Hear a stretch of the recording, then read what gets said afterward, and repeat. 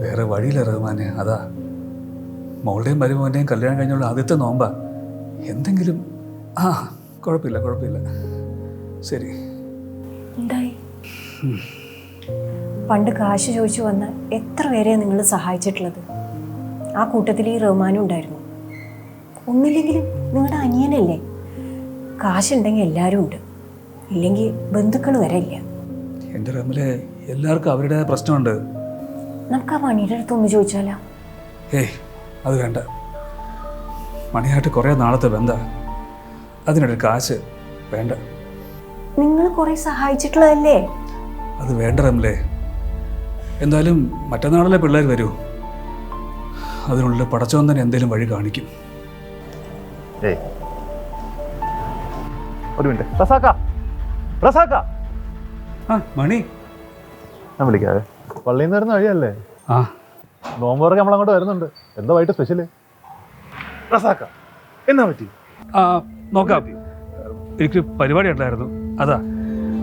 എന്നാ ശരി.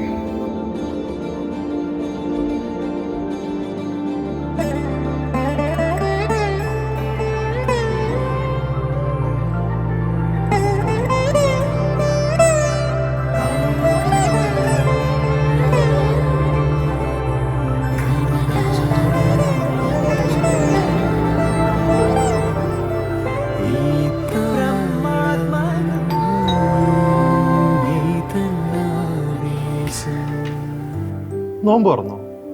ഇപ്പൊ തുറന്നേ ഉള്ളൂ. മണി എന്താ ഇവിടെ? എല്ലാ പ്രാവശ്യം നിങ്ങളല്ലേ ഭക്ഷണം തരുന്നത്. കേട്ടോ, ഒന്ന് മാറ്റി കയറിക്കോട്ടെ അകത്തോട്ട്. കയറുക.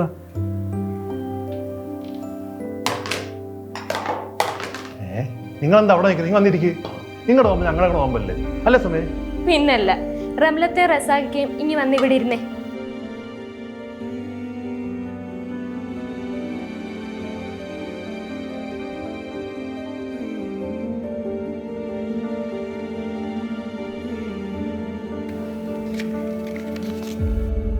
ഇതെന്താ? എൻ്റെ പൊന്നിക്ക് ഒന്നും പറയണ്ട. കടം വീട്ടിൽ നിന്ന് കരുതിയാൽ മതി. കാശിൻ്റെ പേര് ബന്ധം നമ്മൾ എന്തെങ്കിലും കരാറുണ്ടോ? ഇന്നലെ കണ്ടപ്പോഴേ തോന്നി എന്തോ പ്രശ്നമുണ്ടെന്ന്. അപ്പം തന്നെ സുമർ അമലയെ വിളിച്ചു. ഇപ്പൊ പണ്ടത്തെ പോലെ നല്ലതും നോമ്പും സാധാരണ ദിവസവും തമ്മിൽ വലിയ മാറ്റമൊന്നുമില്ല.